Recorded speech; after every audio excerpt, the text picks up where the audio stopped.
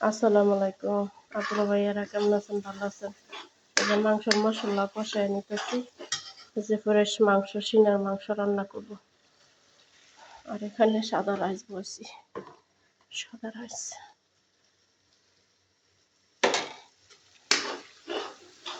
মশলা কষাইতেছি।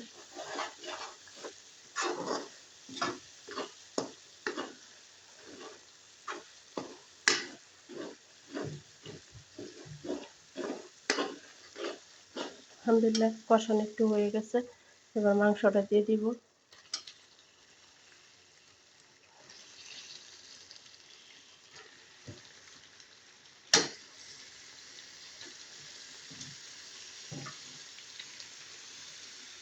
মাংসটা একটু ভালো করে নেড়ে চেড়ে দিব।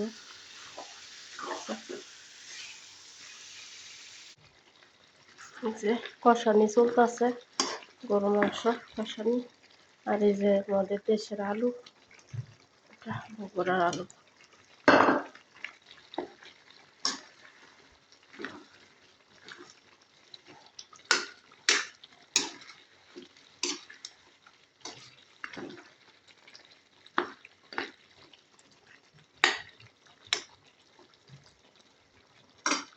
আর ভিডিওটা ভালো লাগলে একটু শেয়ার দিন,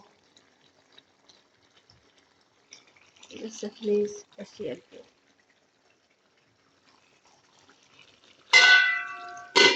ঢাকনা দিয়ে দিলাম। মাংস